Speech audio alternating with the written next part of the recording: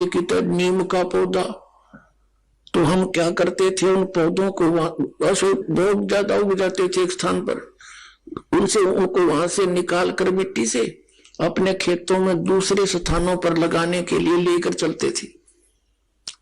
और किसी पौधे की मिट्टी हट जाती जड़ों की, तो दूसरे ये कहा करते, तेरे पौधे की जड़ राम ने देख ली, अब यूं ना लगे सूखेगा। तो वो ऐसा ही होता था, क्योंकि ये खेत से दूसरे खेत में जाते थे, 1-1.5 घंटा लग जाता, वो जड़ा मिट्टी थी नहीं, वहां लगाते हो सूख जाता। तो दास ने इन सभी पंथों की जड़ दिखा दी राम ताई, अब ये सारे सूखेंगे। अब जैसे कोई बड़ा पेड़ हो ना और वो टूट कर भी गिर जा जड़ समेत, तो महीना 20 दिन तो उसमें फिर भी हरे पत्ते रह जाया करें, वो कंडे में, तो ये सारे से कर दिए, थोड़े दिन में सारे सूख जाएंगे और भगतात्मा जान जाएंगे। खकता इनके पास इतना अनमोल जीव नाश कर दिया, 3-3, 4-4 पीढ़ी डबो दी इन राधा स्वामी वालों ने, इन कबीर पंथियों ने। तो पुण्यात्माओं, सत्संग किसे कहते हैं? सत्संग वो है जिसमें केवल सत्य बताई जा, झूठ का समावेश ना हो। इनके पास सारी झूठ, सतनाम की चीज नहीं इनके पास कोई भी, तो सत्संग नहीं है। अब सत्संग का अर्थ है परमात्मा की महिमा, परमात्मा की गुण बताए जा, कि परमात्मा कैसा है, कौन है, कहां रहता है, और परमात्मा की हम खोज कर क्यों रहे हैं, उससे हमें लाभ क्या होगा, ये सारा ज्ञान। और फिर वो भगवान में प्राप्ति कैसे होगी, तो ये सब मिलाकर सत्संग कहलाता है। अब जैसे अब दास जो सत्संग जिस उद्देश्य से कर रहा है, इस दास का उद्देश्य है कि आप जी को जहां जहां आप लगे हुए हो और उस संत या महंत या पंथ को और उस ज्ञान को सत्य मानकर पहले उन्हीं से परिचित कराऊं कि आप किस वस्तु को, लाल को, कौड़ी को आप लाल लिए फिर रहे हो, और ये सब प्रमाण रह कर देने का दास का उद्देश्य है कि आपको इतना ट्रेंड कर दूं कि आप स्वयं परख लो और नकलियों ने छोड़ दो। जैसे एक समय एक नगर में 2 बनिए रहते थे, 2 वैसे, तो उनमें से छोटे भाई की मृत्यु होगी। 2 भाई थे और छोटे भाई के 2 लड़के थे। जब उसका सारा क्रियाक्रम हो लिया, कुछ दिन के बाद उनकी बच्चों की मां ने कहा कि बेटा अब तुम बालक हो, एक 16 वर्ष का, एक 18 वर्ष का, तुम बिजनेस नहीं कर सकते, आप अपने ताऊ जी के साथ, हमारे यहां भाषा में अपने पिताजी के बड़े भाई को ताऊ जी बोलते हैं बच्चे, तो अपने ताऊ जी के साथ बिजनेस में पार्टनरशिप कर लो, और बेटा मेरे पास ये लाल रखे हैं, पैसे तो है नहीं, ये लाल ले जाओ अपने ताऊ जी को दे दो, आवश्यकता पड़े वहां इनका प्रयोग कर ले, गिरवी रख ले, इसके बदले में सामान ले ले। जैसे वो बच्चे दोनों जने अपनी माता जी की सलाह के आधार से, राय के आधार से, वो माता जी के पास रखे हुए 2 एक पोटली सी में थे लाल, उनको लेकर चले, अपने ताऊ जी से जाकर प्रार्थना की कि मेरी माता जी ऐसे ऐसे कह रही है। उसने ताऊ जी ने कहा कि बेटा मैं भी ये चाहता था, आप मेरे साथ लगो और सब मिलकर हम अपना बिजनेस करेंगे। और बच्चों ने कहा कि जी मेरी माँ के पास पैसे तो है नहीं, ये लाल रखे हैं, इनको आप रख लो।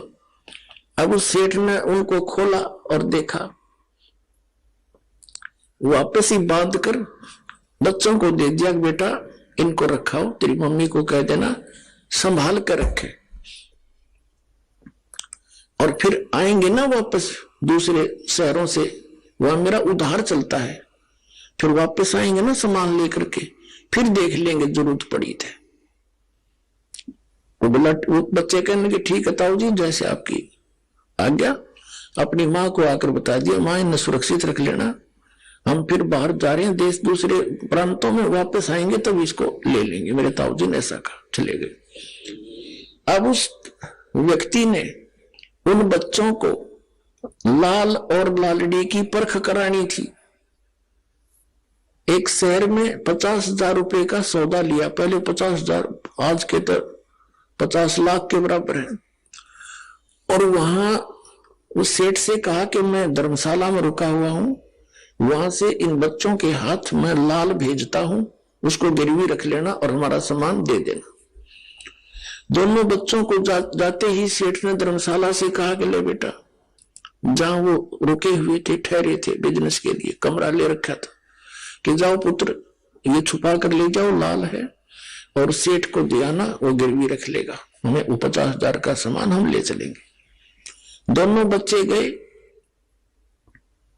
और उस लाला जी से कहा, लाला जी, सेठ जी ये लाल है, मेरे ताऊ जी ने भेजा है, इसको रख लो। सेठ ने कहा बैठ जाओ। उस सेठ ने, साहूकार ने एक व्यक्ति बुलाया जो जौहरी था, पारखू था। उसने उसके लगा के अपना जो जंतर मंत्र से वो देखा और बताया कि ये लाल नहीं है, ये तो लालड़ी है। लाल तो 1 लाख रुपए का होता है, उसमें लाख रुपए तो आज के करोड़ों से भी ज्यादा होते थे, और ये तो 200 रुपए की भी नहीं है, ये तो व्यर्थ है, ये तो ठगने के लिए बनाई जाती है। अब उस सेठ ने वो लालड़ी गली में फेंक दी और 6 सुनाई उल्टी सुल्टी उन बच्चों थे कि तेरे ताऊ जी ऐसे व्यक्ति तो नहीं थे भाई, अब वो धोखा भी देने लगी हमारे को, मैं क्या उनको मना करूं था, मैंने कौन से लाल मांगे थे, बता। वो अपने आप ही ऐसा कर रहे हैं, ये कैसे, उन्होंने क्या मन में आई उनके, वो तो धोखेबाज हो गए हैं। अब लड़के दोनों उठा कर उस लाल को और ताऊ जी के पास आ गए धर्मशाला में। ताऊ जी को पता था इन गेला के बीतेगी,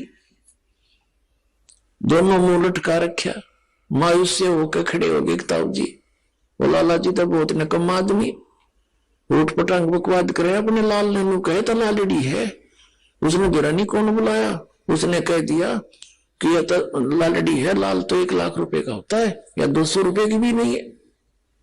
तो सेठ ने, ताऊ जी ने कहा कि बेटा, अरे सचमुच भाई मेरा धोखा लग गया, वो पारखी था बेटा, वो जोड़ी था, उन्हें साची बताई है, या लालड़ी है, ले, और ये रखी दूसरी साइड में, देखो वो यूं था बेटा लाल तय।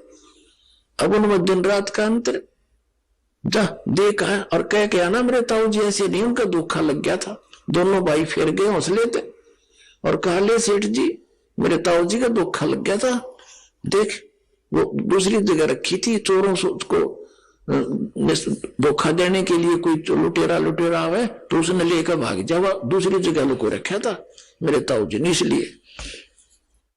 उस सेठ ने फिर वही पारखी बुलाया, वो जोड़ी, उसने आती अपना मार कर उसके चमटे विमटे बता दिया, यू है भाई लाल सही, ये है असली लाल। तब उस सेठ ने बच्चों को कहा, देखो ये है वो लाल, उसमें इसमें कितना अंतर था। अब उन बच्चों का इस झटके थे, इतनी गजब की परख होगी लाल और लालड़ी की। अब वो सेठ जी सारा सामान लेकर उधार घर आ गए, साथ में वो बालक दोनों। अब उस सेठ ने कहा, जाओ बेटा अपनी माँ से, उनके ताऊ जी ने कहा, जाओ अपनी मम्मी से वो लाल ले आओ बेटा, और इनको कुछ की गिरवे रख के ऋण पे और कुछ लोन ले लेंगे किसी तरह। ठीक ताऊ जी। वो गए, भागे, दौड़े दौड़े, माँ माँ, आगे बेटा आगे, आजा रोटी खाओ, अकना पीछे रोटी खाएंगे, पहले वो लाल दे, ताऊ जी की बहुत कर्जा हो गया है और किसी से ऋण लेंगे, अगले बेटा ले जाओ, नौके नो रखे। उन बच्चों ने सोचा, अरे देखते ले लाल है कि लालड़ी, उन्होंने वही की छड़ी खोल लिया अपने कमरे में अंदर, वो तो लालड़ी थी। वो कहने लगे, माँ आप भी बड़ी बोली हो, ये लाल नहीं है, तो लालड़ी है सारी। वही बता, देख किसी बोली आपने लाल लालड़ी का नहीं पता। वह कहने लगी भाई मुझे तो मालूम नहीं, तेरे पिताजी के समय के रखे थे, मैंने सोचा लाल है ये। तो वो आए फिर उस ताऊ जी के पास और कहने लगे ताऊ जी मेरी माता है ना बड़ी भोली भाली है, उसको पता नहीं लाल और लालड़ी की। वो लाल नहीं थे कोई भी, वो तो सारी लालड़ी थी। तब उस सेठ ने कहा बेटा जी ये जब तुम मेरे पास लेकर आए थे ना, ये उस दिन भी लालड़ी थी। यदि मैं कह देता ना ये लालड़ी है, तेरी मान्यो कब हो कि मेरे सिर पे धनी नहीं रहा, बलका न बकावे है, हमारे लल्ला ने भी लालड़ी बतावे है। आज बेटा तुम ऐसी योग कर दिया, तुम नाप पर फेंक दिए ठाक है। तो पुणात्मा दास आपको वो पारखी बनाना चाहता है। ये नकलियों ने सब न छोड़ के लाल ग्रहण कर लिया, आके अपना कल्याण कराओ, धनी हो भक्ति का, आपका मोक्ष आपके परिवार का मोक्ष होगा।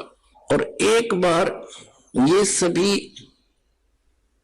ये जितने भी नकली पंथ है खत्म तो होंगे, क्योंकि परमात्मा का वचन है कबीर साहब का। जब ये सभी पंथ ये होंगे, अभी घना टाइम ना लग गया इसमें, आते इतना इंटेलिजेंट मानव है, इंटरनेट तक बना लिए, सैटेलाइट ला बैठे, जो बिना करण का काम था उसमें लाग गए, परमाणु बना लिए और ऊपर अंडे गिरा धक्के खाते बता उनका की खो क्या के है बता। ये अपना जो पीछा छुटाना है या भक्ति करके चलेंगे सतलोक में, ये बनावांगे असली ये विज्ञान है जो तत्व ज्ञान, इसको समझेंगे, इस तरफ सब डाइवर्ट होंगे एकदम। अब जिस विकास को आज वर्तमान में ये देश सभी कंट्री मान रहे हैं कि जिसके पास आजकल अधिक टेक्निक है वो अवाम उड़ रहा है वो देश साइंस के अंदर। और 2 वर्ष वर्षा ना हुई ना, ये सारी साइंस धरी धराई रह जाएगी। और ये इंटरनेट ये टीवी अड़ कोई देखनिया नहीं पावे, जहाज खड़े खड़े जरेंगे एयरपोर्टों पे, कोई बैठनिया नहीं रहे। जो काम करने का था उसने भूले बैठे, ये बकवादों में लग गए। 1 मिनट में ना जाने के बिजली गिर जा, भूकंप आ जावे, अक्षेत्र का अक्षेत्र नष्ट हो जावे, फ्लड आ जावे। ऐसे लोग में हम ये बकवाद करने लगे इकट्ठी। तो अब इतना समझदार इंसान है, संकेत समझने वाले बच्चे हो गए, छोटे छोटे बच्चे, और कितना समझदारी से यहाँ आते हैं, सारी आरती तक याद कर रहे हैं छोटे छोटे बच्चे, गर्भ में उनको परमात्मा की भक्ति मिल रही है। तो ये पुण्यकर्मी प्राणी अब परमात्मा यहाँ आपके घरों में प्रकट करेगा। पहले तो दास ऐसी व्यवस्था करेगा, आपने इस माया की जरूरतें नहीं रहेगी। ऐसे ढंग से आपका सिंपल लिविंग स्टेटस बनाया जाएगा। और ये बेमतलब की परंपराएं हमने बना रखी है। एक बेटी ब्याहना मुश्किल हो जाता है एक व्यक्ति ने, अरे मायाधारी मस्करों ने इतनी बकवाद की परंपरा बना दी है, वो सब खत्म करी जाएंगी और केवल परमात्मा पर विश्वास किया जाएगा, बच्चों का भी और लड़की का विवाह एक बिल्कुल सिंपल वे से करेंगे। बेटी को हमने कैर बना लिया, इतना अच्छी और शरीफ होती है लड़की, और उसको हमने अपना दुश्मन बना लिया, गर्भ में मारने लगे सिर्फ इसलिए अपनी कुपरंपराओं के कारण कि दहेज देना पड़ेगा। हमने दहेज लेना नहीं देना बिल्कुल नहीं, केवल कन्या देनी होगी, रोटी भी आश्रम में खुआवांगे उन्हें, और ले जा भाई बेटी ब्याह दी, बस अपना कमाओ और तुम्हारे घर पर खाओगी।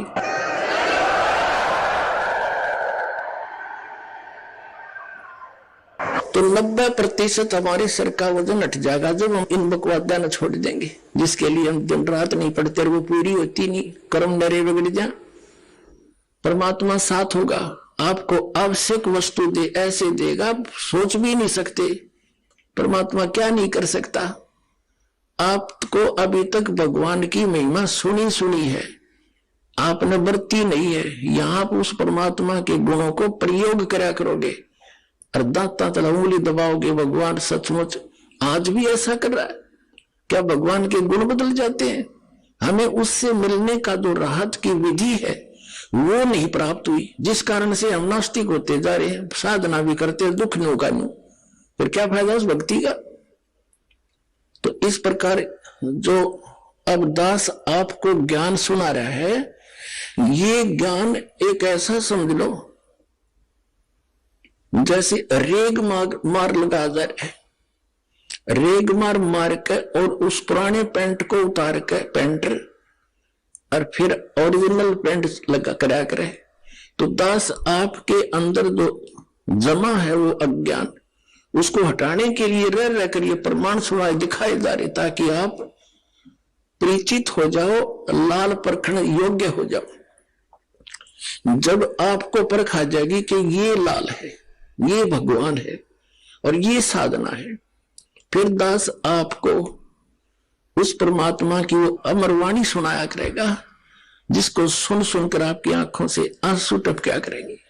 परमात्मा कहते हैं आत्म और परमात्मा एक के नूर जहूर, और बीच में झाई कर्म की ताते कहिए दूर। फिर क्या बताते हैं कि जैसे सूरज के आगे बदरा, ऐसे कर्म छयारे, और प्रेम की पवन करे चित मंजन, फिर जल के तेज नयारे। जैसे आत्मा और परमात्मा के बीच में ऐसे हमारे पाप कर्मों के बादल छाए हैं, जैसे बादल छाए हों और सूर्य दिन के 12 बजे हों और सूर्य दिखाई नहीं दे रहा। कहते फिर हवा चलती है तेज, बादलों को फेंक देती है इधर उधर, और फिर सूर्य साफ दिखाई देता है। तो यहां बताते हैं कि जैसे सूरज के आगे बदरा, ऐसे कर्म छयारे, और प्रेम की पवन फिर करे चित मंजन, जल के तेज नयारे। फिर दिखा भगवान ने का न्यू। तुम्हारी अंतःकरण में मलिनता घनी आ गई पाप कर्मों की, और ये मंत्र आपको ज्ञान दिया जाएगा, सत भक्ति दिखाई जाएगी, सुनाई जाएगी। तो फिर आपकी आत्मा रोया करेगी इन परमात्मा के वचनों को सुन सुन के, क्योंकि आत्मा भटक रही है उसके लिए, और वो भटक रहा हमारे लिए। कबीर साहब कहते हैं मैं रोवा तू सृष्टि को, और सृष्टि रोवा मोहे। गरीबदास इस योग को कहे, कबीर इस योग को समझ नहीं सकता कोई। हम तो उस भगवान को ढूंढ रहे हैं, हमें सुख हो, हमारे घर में बचाव हो, बाल बच्चों का बचाव हो, और हमें आवश्यक वस्तुएं उपलब्ध हो जिनकी हमें रिक्वायरमेंट है, और मोक्ष हो। फिर हम जाते हैं इधर उधर भटक रहे, तो जिनके पास कख नहीं वहां हम सेट होकर बैठ गए। और दास इतने दिन तक शोर मचा रहा है, तुम गलत जा रहे हो, तुम्हारा जीवन नाश हो रहा है, मुझे न कहो तो निंदा करता है।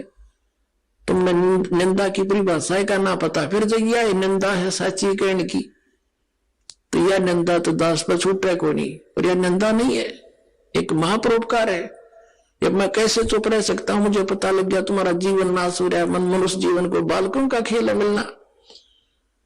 अब क्या बताते हैं परमात्मा, जैसे आज दिन के सत्संग में आपको बताया था कि काल ने कहा था कि चौथे युग में जीव आप कितने ले जाना, कल युग में 3 युगों में जीव थोड़े ले जाना। तब धर्मदास जी से बात हुई थी।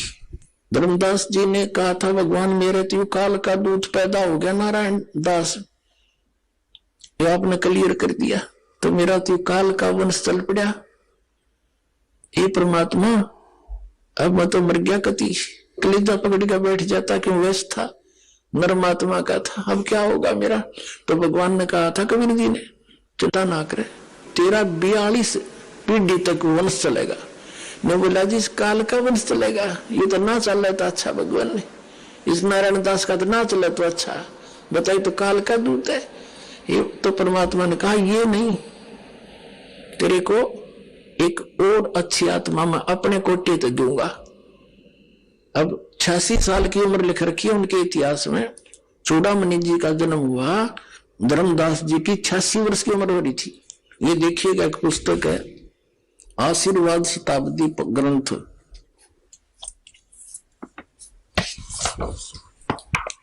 देखो सतनाम कितना बुढ़ा लिख रखा है, कितने अच्छे ढंग से। ये कख नहीं पता है सतनाम का, ये दामा खेड़ा वालों का है।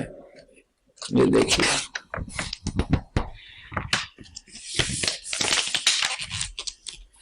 ये देखिएगा, ये है ग्रंथ परिचय आशीर्वाद ग्रंथ। ग्रंथ का नाम आशीर्वाद शताब्दी ग्रंथ। संरक्षक है पंत श्री हजूर प्रकाश मुनि नाम साहिब, जो वर्तमान आचार्य कबीर पंथ दामा खेड़ा जिला रायपुर छत्तीसगढ़। प्रकाशक है श्री सतगुरु कबीर धर्मदास साहेब वंशावली, प्रतिनिधि सभा कबीर धर्मनगर दामा खेड़ा रायपुर छत्तीसगढ़। सौजन्य से अपने गुरुदेव पूजनीय महंत श्री पुरुषोत्तम दास जी साहिब, दादा श्री किशन लाल जी, दादी श्रीमती रूपा देवी आदि आदि।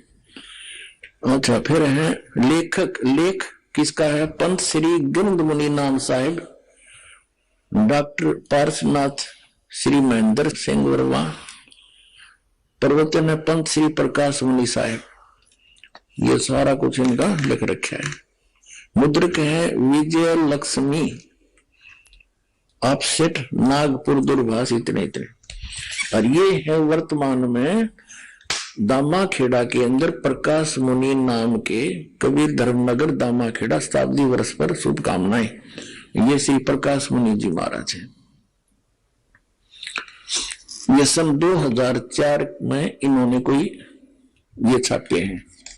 अब इसमें क्या लिखा है ये देखिएगा। यहां लिखा, इधर तो इसमें धनी धर्मदास जी बैठे हैं, इनका फोटो लगा रखा है। यहां इन्होंने प्रमाण दिया है धनी धर्मदास जी साहिब सतगुरु कबीर साहिब के अनन्य भक्त एवं परम शिष्य धनी धर्मदास साहिब जी कबीर पंथ के आधार शिला है।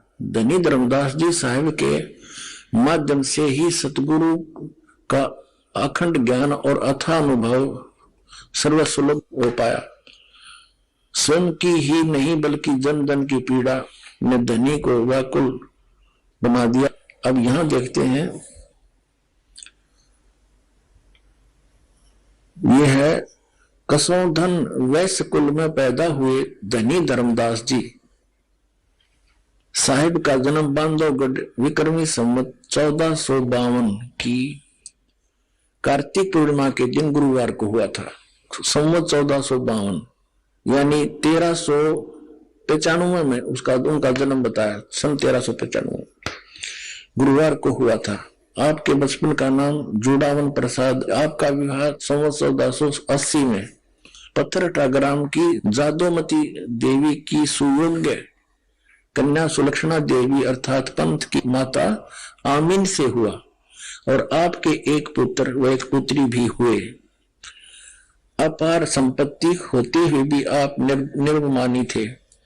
संवत 1518 में व्यापार व तीर्थ आंटन के दौरान मथुरा में सतगुरु से प्रथम भेंट ने आपको एहसास दिलाया कि आपके पास सब कुछ होते हुए भी आप नाम धन से खाली है।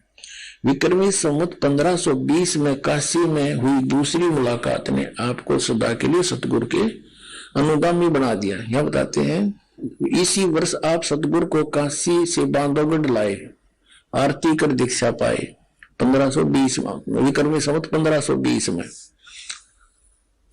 और सर्वभावेन समर्पित हो गए। सतगुरु कबीर साहिब ने आपको आत्मसात किया और सतनाम धन के साथ अटल 42 वंश का आशीर्वाद दिया।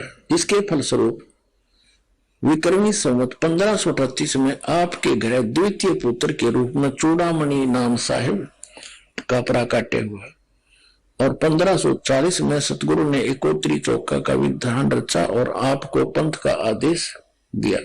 सतगुरु के हर आदेश का पालन करते हुए आप विक्रमी संवत 1568 के फागुन के मास में जगन्नाथपुरी में सतगुरु के हाथों का परवाना ग्रहण करके लोक को गमन किया।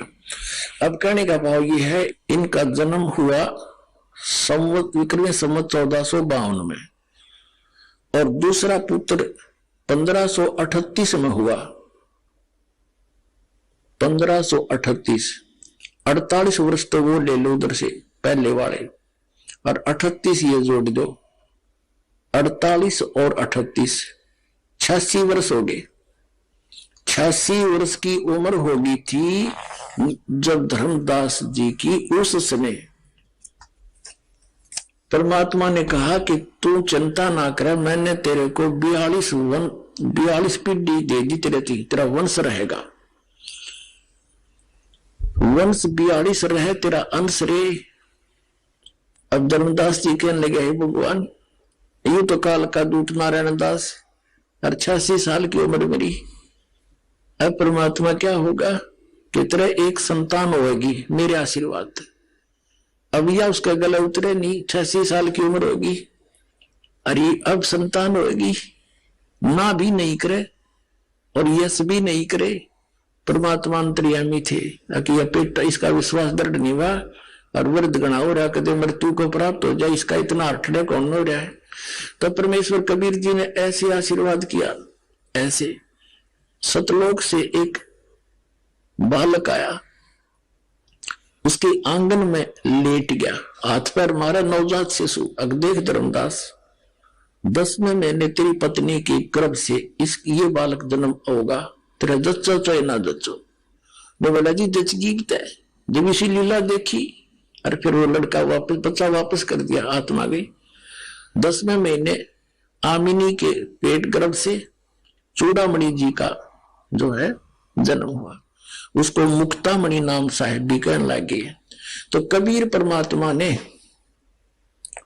धर्मदास जी से कहा था कि भाई ये पहला मंत्र देना सिर्फ 5 नाम का, ये और मंत्र भी डिस्क्लोज ना करना, सतनाम ये 2 अक्षर का और सार शब्द। धर्मदास मेरी लाख दुहाई, ये सार शब्द कहीं बाहर ना जाए। सार शब्द ये बाहर जो पढ़ी या बिजली पीढ़ी हंस नहीं तरही। अब धर्मदास तो पक्के थे, जो कह दिया सतगुरु ने आ फाइनल है।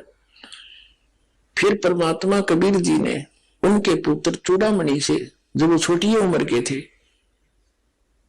तो उसने उनसे कहा कि उनको आदेश दिया कि लो बेटा ये 5 नाम जाप करना और आगे अपने उत्तराधिकारी को भी ये देना, उसी को ये आदेश देना, ये नाम जाप करता रहे। ठीक है।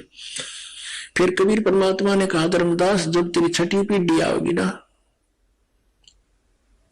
तब ये 5 नाम भी समाप्त हो जाएंगे, काल वहां झपट्टा देगा और मेरा वचन ना खाली जाए, ये मैं सच्ची कह रहा हूं। तो धर्मदास चिंतित हो गया कि हे परमात्मा फिर ये मेरे बालक कैसे पार होंगे, वंश तो आपने दे दिए 42 पीढ़ी, तो 3 बच्चे पार कैसे होंगे दाता। तो परमात्मा वो बहुत चिंतित हो गया। तो परमेश्वर ने कहा कि इस काल ने कहा था मैं 12 पंथ चलाऊंगा नकली, कबीर पंथ के, कबीर जी के नाम थे। उन 12 पंथों में से जो 12वां पंथ चलेगा गरीबदास का होगा। उस गरीबदास वाला पंथ जब चल चुका होगा, उस गरीबदास वाले पंथ से यानी गरीबदास जी से मेरी महिमा की वाणी पुनः प्रकट होगी और उसमें गरीबदास वाले पंथ में आगे चल के मैं ही आऊंगा। जब 5500 वर्ष बीत जाएंगे नस्कल युग ने, उस समय आप देखना और सब पंथों को खत्म करूंगा, सच्चा ज्ञान बताऊंगा और सभी पंथों को खत्म करके एक पंथ चलाऊंगा, तो सारा विश्व नाम लेगा, सारे पार करूंगा उस समय के। तो तेरे वंश भी हो जाए बेटा, पार क्यों चिंता करता है। तब धर्मदास का दिल डटिया। मैं बोला भगवान आज तो ऐसे नेक आदमी है और अभी ना मान रहे आपकी बात ने, आप तो कह रहे हो कि आगे तो घोर कलयुग आएगा, तो कैसी बात बनेगी। तो परमात्मा ने कहा या चिंता छोड़ दे, ये मेरा काम है और जो मैं आज बोल रहा हूं ना यह बात है, ये उसमें सच्ची होगी कि पूरा संसार मेरी शरण में होगा और मेरा ही ज्ञान पूरे विश्व में रह जाएगा। सारे बच्चे मुझे पहचानेंगे और मोक्ष प्राप्त करेंगे, जो नाम ले लेंगे सतनाम। जो सच्चा होगा जब कलयुग 5500 वर्ष बीत जाएगा, तब तक तो ये मेरा आधार दिखाई देगा। अब आपको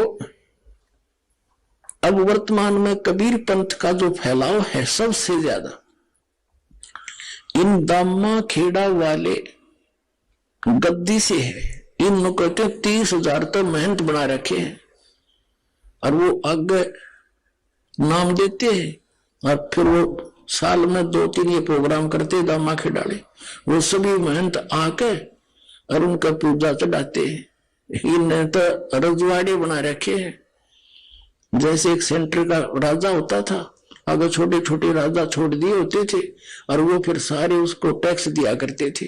ये वो सांग जोड़े के लेना देना किसी के मोक्ष से कख नहीं पता। इन दामा खेड़ा वालों का आप दिखाता हूं थोड़ी सी झलक, इन दामा खेड़ा वालों का क्या ज्ञान था, ये कैसा भगवान को जाना है। मन अपने आत्माओं आपका सौभाग्य है, इस परमात्मा के पाने वाले काम को और इस सारे कार्यों को वही करेगा जो इससे परिचित हो जाएगा। जैसे हम छोटे छोटे थे, वैसे वर्तमान में भी ऐसा ही है, लेकिन पहले और ज्यादा कठिन काम था। इस दास का जन्म किसान परिवार में हुआ और किसान जैसे दिसंबर और जनवरी का महीना और ये हरियाणा और पंजाब का क्षेत्र शीतलहर चले हैं और ऊपर से छोटी मोटी बूंदों का भी जुगाड़ हो जाए कई बार, तो किसान जब गेहूं बीज देता है रात्रि के समय नहर के पानी से उसके सिंचाई का नंबर फिक्स होता है। इतने बज के इतने मिनट पे आपको जल मिलेगा सिंचाई के लिए और उस स्थान से आपने लेना पड़ेगा, वहां से काटना पड़ेगा, फिर अपने खेत में ले जाना पड़ेगा। तो वो सीमित समय होता है, घंटा आधा घंटे का। अगर उस समय किसान अपने मौके पर नहीं पहुंचा तो उसका सिंचाई हो नहीं खेत में और उसके बालक भूखे मरे, फसल हो नहीं सकती।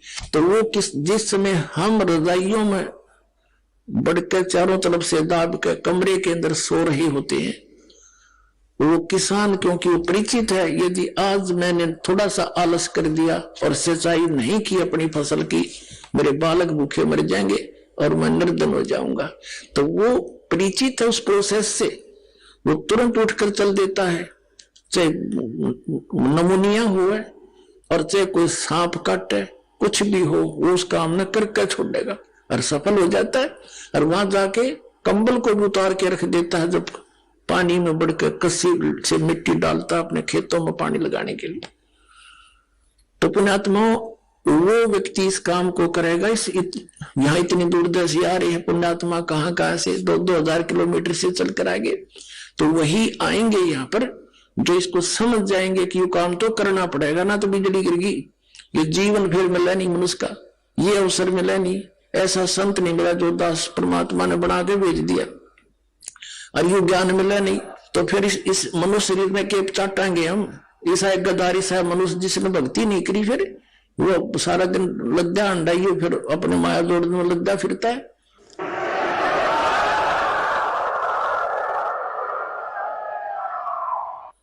तो इस ज्ञान से जो ऐसे परिचित होगा वो आओगा सिर धड़की बाजी लाके और वो सफल होगा।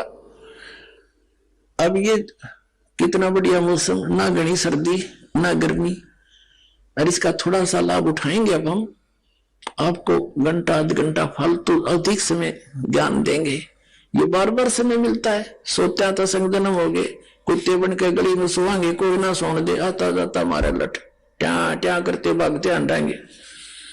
तो इस घड़ी इस ऐश्वर्य ने छोड़ के अब हमने थोड़ी मेहनत करनी पड़ेगी, और घनी भी नहीं, क्योंकि ज्ञान समझ में फिर तो भक्ति तो बहुत आसान है। चलते फिरते बस में कहीं पर भी मालिक का नाम जाप करना, नाम से मोक्ष होगा। कोई बात अठयोग करना है, इसमें अठयोग तो बकवादी लोग करते और कराते हैं, किसी संत ने नहीं किया। परमात्मा कपड़ा बुनते थे, भक्ति करके भी दिखाते थे कि ये है मार्ग भगवान के पाने का। तो अब आपको थोड़ी सी झलक दिखाते हैं जो ये दामा खेड़ा वालों ने कितना संसार डबो रखा है, और ये दावा करते हैं कि जो धर्मदास की गद्दी पे हम, और कबीर साहब ने कहा था इससे जो नाम लेगा वो पार होंगे। नहीं, कबीर साहब जी ने ये कहा था कि छठी पीढ़ी में ये 5 नाम भी समाप्त हो जाएंगे। ये और ही एक शब्द सा सेलेक्ट कर लिया इन्होंने कबीर सागर से, अजर नाम अमर नाम पाताले सब सिंधु नाम, वही हंस का काम 5 ले हंसा उड़ जाई। ये मंत्र है कोई, ये तो एक आरती सी है। अब वो 2 अक्षर का नाम है। पहले तो ये दिखाते हैं आपको, ये दामा खेड़ा वालों के विषय में जो परमात्मा ने कहा है, ये है कबीर सागर। और यहां आपको दिखाते हैं कबीर सागर संपूर्ण 11 भाग, खेमरा श्री कृष्णदास प्रकाशन बंबई से। ये प्रथम खंड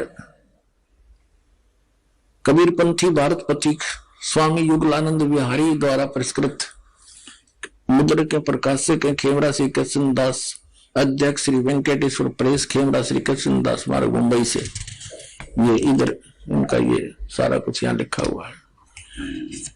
इसमें अनुराग सागर नामक एक अध्याय है, अनुराग सागर, और इसके पृष्ठ नंबर 138 पे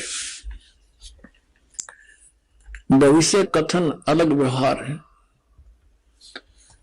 जस कुछ आगे हुआ भाई, सो चरित्र तो है कहूं बुझाई। कबीर साहब कह रहे हैं धर्मदास जी को कि जब लो तुम रहो तन माही, तो लो काल प्रगटे नहीं। जब तक तू रहेगा ना इसमें, तो तब तक तो काल तेरे पंथ में कोई झटका नहीं दे पाओगा। देखिए, अर्गहो किनार ध्यान बकलाए, जब तन तजो काल तब आए। छेकई तोर वंश को आई, और काल धोख सो वंश रिझाई। फिर तेरे काल आओगा, तेरे वंश को छेकेगा, उसमें छेद कर देगा, और उस धोखे में तेरे वंश गणेरा जी रहेंगे, तेरे वंश वाले। आगे देखो, वंश तुम्हारा अनुभव कथ रखही, नाद पुत्र की निंदा भखही। सोई पीढ़ी है हंस कड़ियारा, ताको होए बहुत अंकारा। जो तेरी पीढ़ी के होंगे उनमें अभिमान गणा हो जाएगा। कड़ियारा, स्वार्थ आए चिन्ह न पावे, अनंत जीवन के भटकावे। और जीवों को भटकाओगे अपने स्वार्थ के कारण, सच्चाई को ग्रहण करेंगे। ताते तो ये कहूं समझाई, अपने वंश देव चिताई। नाद पुत्र जो प्रगट हुई, ताको मिले प्रेम से सोई। कमाल पुत्र जो मृतक जिवाया, ताके घट में द्योत समाया। अब कबीर साहब ने बताया है कि जैसे मैंने एक कमाल नाम के लड़के को जीवित किया था, और वो एंडी पाक गया, फिर बाद में अपने आप ला गया नारा सांग जोड़ के, तो इसी तरह तेरे वंश वाले भी अभिमानी हो जाएंगे। एक तो नाद का पुत्र होता है वचन का, एक बिंद का होता है। बिंद वाले तो ये हैं जो धर्मदास जी के वंश से चूड़ामणि, चूड़ामणि के फिर आगे बच्चे, उसके बच्चे, ये तो है बिंद वाले महंत परंपरा। एक वचन वाले, वचन के बच्चे वो होते हैं जो गुरु से उपदेश ले लेते हैं, जो वचन के होते हैं, कहते हैं उन तब बात बनेगी मेरी। ये तेरे गद्दी वाला अंत हमेशा बैठा बैठा मेरे पंथ का। ये देखिएगा, अब ये 139 पृष्ठ पर देख रहे हम कि पिता जान तीन अंग ही ना, और तब हम थाप तो ये कह दीना। फिर ताते धर्म मानो सिखाई, नाम थाप सौंपो भाई। नाद पुत्र के सौंपो सोई, पंथ उजागर जासो होई। नाद पुत्र, एक तो नाद का पुत्र होता है वचन का, एक बिंद का होता है। बिंद का वो होता है जो माता पिता से वंशज होते हैं उनके बच्चे, और एक नाद कहो चाहे वचन कहो, नाद का होता है वचन से। जैसे आप जी हमारे बच्चे और बच्चे हो गए, बेटा बेटी, हम इस दास के वचन के बच्चे हो, और शरीर के बच्चे अलग हैं। तो इसी प्रकार धर्मदास जी के जो बिंद के हैं वो तो है ये महंतर दामा खेड़ा वाले, और वचन के हैं उनसे हटकर, जैसे इस दास वचन का उनका शिष्य पुत्र है, क्योंकि गरीबदास जी कबीर साहब का वचन का पुत्र था। फिर उनसे ही आगे चलते हुए हमारा जन्म हुआ, उसी पंथ में जन्म हुआ, मां से जन्म अलग से हुआ, तो वो है नाद के। और यहाँ कबीर साहब कहते हैं इन बिंद वाला ने तो बैठा बैठा सदा, ये नाद वालों से मेरा पंथ उजागर हुआ। देखिएगा, अनुराग सागर 139 पृष्ठ पर हम पढ़ रहे हैं कबीर सागर का। ताते धर्मनी मानो सिखाई, नाम थाप सौंपो भाई। ये नाम है नापनी। नाद पुत्र के सौंपो सोई, पंथ उजागरता से होई। और वंश कर है अहंकार बहुता, तेरे वंश वाले तो बहुत अहंकार करेंगे। हम हैं धर्मदास कुलपुता, हम तो धर्मदास के कुलपुत्र हैं। और जहां हंगता हम नाही, जा विमान है वह मैं नहीं। और धर्म नहीं देखो परख मन माही। जहां हंगता काल स्वरूपा, जहां विमान है वह काल है। नहीं पावे सतलोक अनूपा। धर्मदास तौतर है वंशा, यही बात को मिटो संसा। नाम भक्ति जो दृढ़ के धर ही, सुनो धर्मनी वो कैसे नीतर ही। रहनी रहे तो सभे उभारूं, और वचन गह तो तेरे 42 तारूं, और वचन गह सो वंश हमारा, बिना वचन नहीं उतरे पारा। चाहे तेरा बेटा हो, चाहे तेरे वंश के हो, जिन्होंने हमारे सतनाम का को नहीं ग्रहण किया, वो पार नहीं हो सकते। आगे देखना, यहाँ क्या बताया है अनुराग सागर के 140 पृष्ठ पर। कहते नाद बिंद जो पंथ चलावे, चूड़ामणि हंसन मुक्तावे। फिर क्या बताया, धर्मदास तो वंश अज्ञाना, तेरा वंश अज्ञानी है, होगा चिन्ह नहीं वो अंश ही दाना।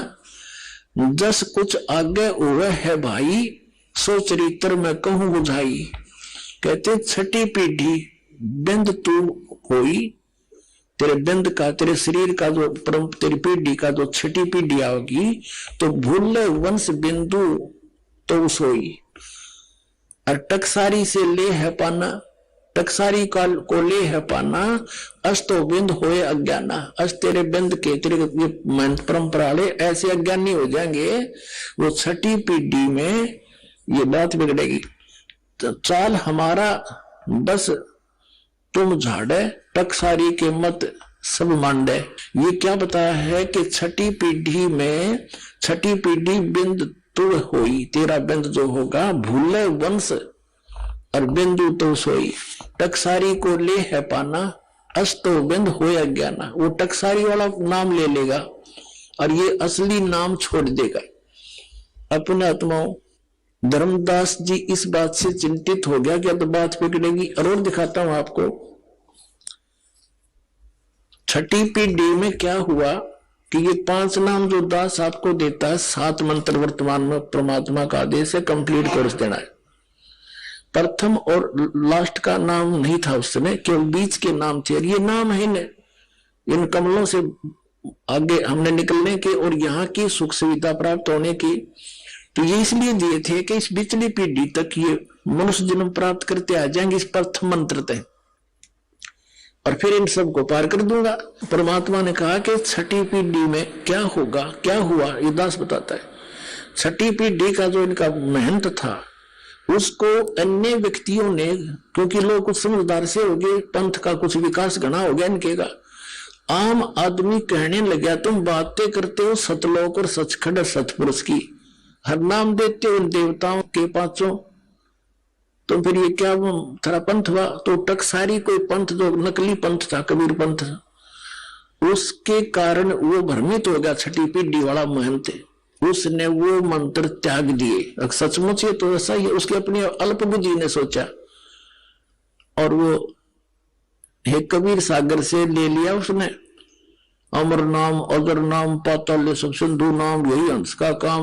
और पूरे इस कबीर पंथ में इस दामा खेड़ा से संबंधित यो है नाम देते हैं, ये पूरी आरती सी सुनाते हैं। ये खाक नाम है, ये तो उस नाम की महिमा है। उस जो नाम आपको दिया जाएगा वो अजर है, वो अमर है, और उससे ही आपका मोक्ष होगा। एक पुस्तक है इनकी जो दामा खेड़ा के द्वारा प्रकाशित है, उसका नाम है सुमरण शरण गह 42 वंश, लेखक महंत श्री हरि सिंह राठौर, पृष्ठ 52 पर लिखा है, देखिएगा। उस पुस्तक की फोटोकॉपी हमने लगा रखी है, प्रमाण है पुस्तक सुमरण शरण गह 42 वंश, लेखक महंत श्री हरि सिंह राठौर, पृष्ठ 52 की ये फोटोकॉपी है। ये आप पहले लिख रहे हैं दामा खेड़ाले इस सारी वाणी को, और देखिए वाणी, सुन धर्मनी जो वंश नसाई, जिनकी कथा कहूं समझाई। ये 93 नंबर तो 2 है। काल चपेटा देवे आई, मम सिर नहीं दोष कुछ बाई, ये 94 नंबर साखी है। और शपथ यानी 7वां और 11वां और त्रयोदश यानी 13वां अंसा, शपथ, एकादश, त्रयोदश अंसा और 17 ये 4 वंशा। इनको काल छलेगा भाई, मिथ्या वचन ना हमरा जाई। कबीर साहब कह रहे जब जब वंश हानि हो जाई, शाखा वंश करे गुरुआई। 10,000 शाखा हुई, पुरुष अंश वो ही कहलाई। वंश भेद यही है सारा, मूड जीव पावा नहीं पारा, और भटकत फिरे हैं दौरे ही दौरा, वर्ष 42 गए के ही ठोरा। अब सब अपनी बुद्धि के भाई और अंश वंश सब तेरे जावन साई। आइए अब हम उन श्रद्धालुओं के अनुभव जानते हैं जो जगत गुरु तत्वदर्शी संत रामपाल जी महाराज जी से दीक्षा प्राप्त कर चुके हैं तथा उनके द्वारा बताए गए भक्ति मार्ग पर चल रहे हैं। जी नमस्कार। नमस्कार भैया। क्या नाम है जी आपका? मेरा नाम निर्मला देवी है। कहाँ से आए जी? मैं सोनीपत हरियाणा से। संत रामपाल जी महाराज से नाम दीक्षा कब लिया आपने? हमने 1999 में ली थी। लगभग 19-20 साल से आप संत रामपाल जी महाराज से जुड़े हुए हैं। हम आपसे ये जानना चाहते हैं कि आपने संत रामपाल जी महाराज से नाम दीक्षा क्यों ली? ऐसा है सर जी, हम पहले राधा स्वामी का नाम ले रहे थे। कितने साल तक आप राधा स्वामी से जुड़े रहे? हमने 12 साल राधा स्वामी में कंटिन्यू वहाँ गए हैं, सत्संग सुने और भक्ति करी। लेकिन जितनी दुखी मैं थी शायद ही कोई होगा, क्योंकि मेरे हस्बैंड को 550 शुगर थी और बीपी हाई की भी इतनी ज्यादा शिकायत थी। अगर मुझे तो अपने बालकों का पालना और उनको रोटी खिलाना बड़ा मुश्किल था। तो हमने जिस दिन राधा स्वामी से नाम लिया था उस दिन से 12 साल वो दिन देखे हैं। अगर मैं दिन हुए परमात्मा ये दिन कोई ना देखा, मालिक ऐसा किसी के साथ ना हो। तो फिर आप संत रामपाल जी महाराज से कैसे जुड़े? संत रामपाल जी महाराज जी की शरण में जाना भी एक अजूबा ही था। जैसे ही पहला ही सत्संग सोनीपत में संत रामपाल महाराज जी का था, उसी दिन मेरे को पता चला कि सोनीपत में कोई संत आए हैं और उनका सत्संग है। तो मैंने अपने हस्बैंड से प्रार्थना करी, मगा जी आज एक सत्संग है, आप वहाँ चलियो। इनको बहुत ज्यादा शुगर थी, जैसे वहाँ आया करते ड्यूटी से, तो इनकी इतनी थकावट आ गई, हमको साथ साथ चलना पड़ा करता। इनमें इतनी हिम्मत नहीं थी कि ये घर में अंदर घुसने के बाद अपनी चारपाई ही पकड़ लिया करते। ये बोले मैं मुश्किल था ड्यूटी पर था, सॉरी मैं नहीं जा सकता। मगर ऐसा है देखो, नहीं सुना संता की शरण में जाए तो कुछ काम मत सरिया करें और आपने चलना पड़ेगा। बोले मैं नहीं जा सकता। मैं बोली जाना पड़ेगा, अगर आप नहीं जाओगे मैं जरूर जाऊंगी। बोले आप जल्दी जाएगी आओगी कैसे? मगर जी मैं रिक्शा से आ जाएंगी, पैदल आ जाएंगी, पर मैं जाऊंगी। वो परमात्मा की प्रेरणा थी, वो सतगुरु रामपाल जी महाराज जी की प्रेरणा थी।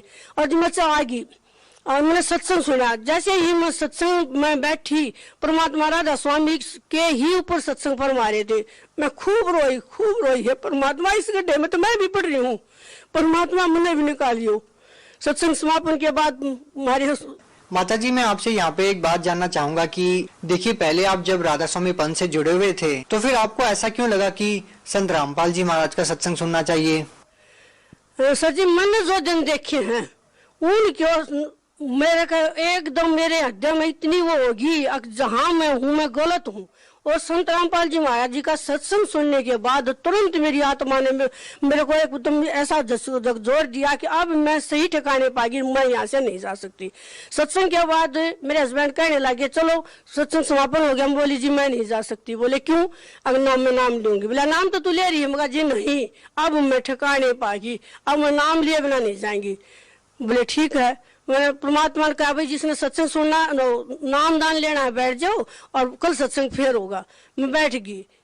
मैंने परमात्मा तो बताई संत रामपाल जी महाराज जी मैं 12 साल से राधा स्वामी का नाम ले रही थी।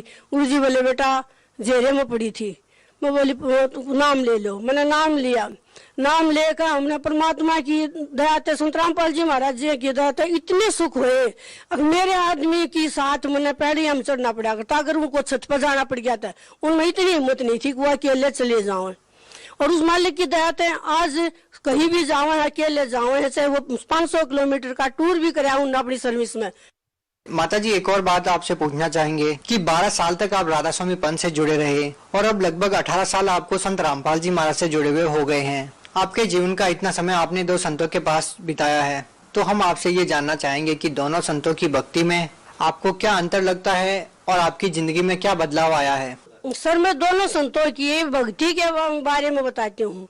सर जब मैं राधा स्वामी से जुड़ी हुई थी तो मेरे घर में भूत प्रेत की इतनी ज्यादा बाधा थी, मेरे छोटे लड़के को बहुत ज्यादा, और मुझे बहुत दिक्कत आती थी। जब मैंने संत रामपाल जी महाराज जी का नाम ले लिया, फिर लड़के को भी दवा दिया, उसके बाद मेरे घर में इतने सुख हो गए। अब मैं बहुत बताना चाहूँ परमात्मा मुझे क्या क्या सुख हुए से। और अब उस संत रामपाल जी महाराज की दया से मेरे पति की शुगर बिल्कुल नॉर्मल आ गई।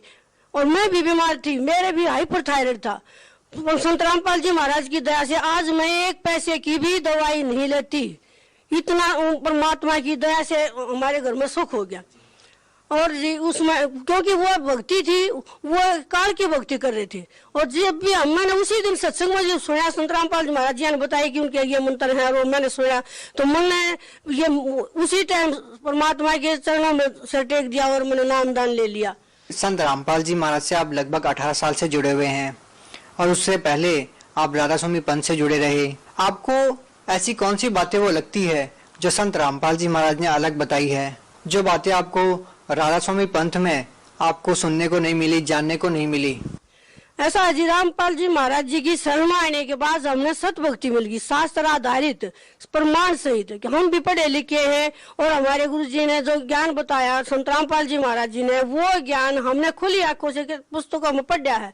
हमारे गुरु जी गीता से, चारों वेद, 18 पुराण, कुरान शरीफ, गीता से जो प्रमाणित ज्ञान दे रहे हैं उससे, और हमारे गुरु जी के मंत्रों में वो शक्ति है जिससे हमारे को दिन प्रतिदिन लाभ हुए हैं।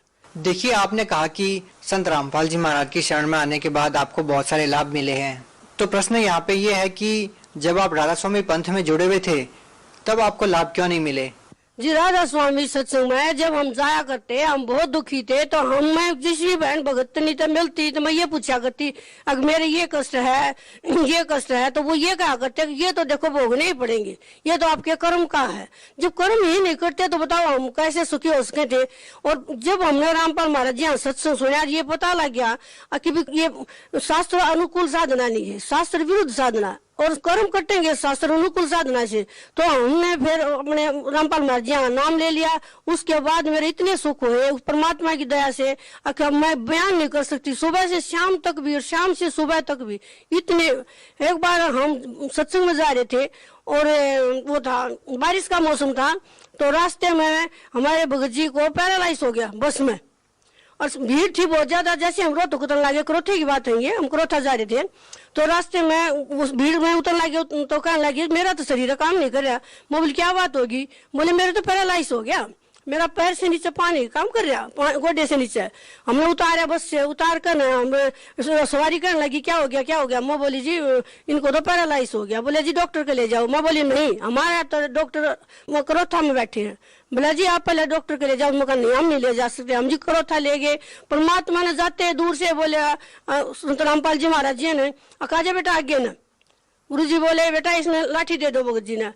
परमात्मा की दया से, संत रामपाल जी महाराज जी की दया से एक दिन लाठी के सहारे, दूसरे दिन डंडे के सहारे, तीसरे दिन बंदी छोड़ सतगुरु रामपाल जी महाराज की दया से कूदते आए। सर जी एक पैसे की भी दवाई नहीं ली। 3 दिन में बंदी छोड़ सतगुरु रामपाल जी महाराज की दया से पैरालाइज का, और जबकि सुई मार के देख ली थी, ये कर लिया था इस बात का जो सेटिस्फेक्शन, वाक्य में पैरालाइज था। तो कैसे नहीं है उनको भगवान नहीं माना। इतने बड़े बड़े चमत्कार हुए हैं। एक बार मेरे लड़के को भी एक्सीडेंट हो गया था, मालिक ने कति ऐसे बैठा दिया लड़का साइड में, उसको खरोच भी नहीं आई, जबकि बाइक बिल्कुल टूट गई।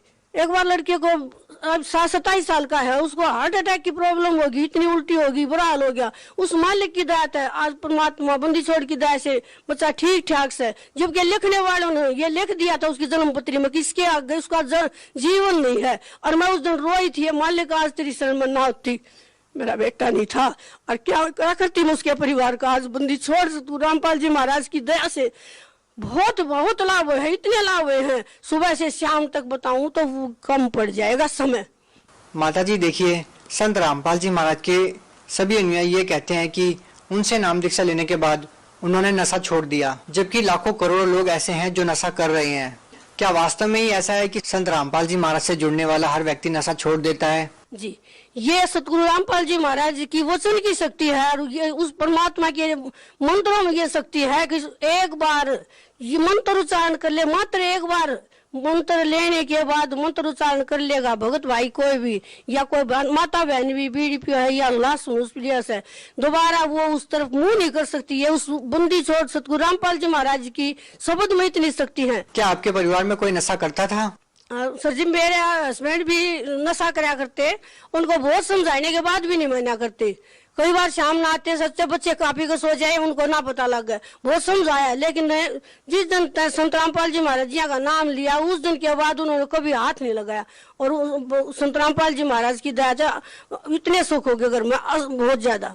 भगत समाज को क्या संदेश देना चाहेंगे? भगत समाज को मैं ये हाथ जोड़ कर प्रार्थना करना चाहूंगी, खास करके आज भी जो मेरे भाई बहन राधा स्वामी में फंस रहे हैं, मेरे रिश्तेदार भी फंस रहे हैं, उनसे करबद्ध हो गया प्रार्थना करना चाहूंगी अपना मनुष्य जन्म बचाने के लिए। आ जाओ उस भगवान की शरण में। ये पूर्ण परमात्मा बंदी छोड़ कबीर साहेब के स्वरूप में रामपाल महाराज जी के शरीर में आ रहे हैं और अपना आत्म कल्याण करा लो। ये सच्ची भक्ति दे रहे हैं, शास्त्र अनुकूल, और अपना बेड़ा पार करा लो। इतने सुख सबने देवा हमारे गुरु जी संत रामपाल जी महाराज। बहुत बहुत धन्यवाद सत साहिब।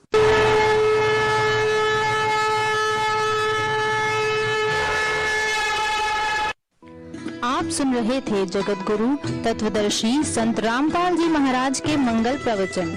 अधिक जानकारी के लिए संपर्क करें 8222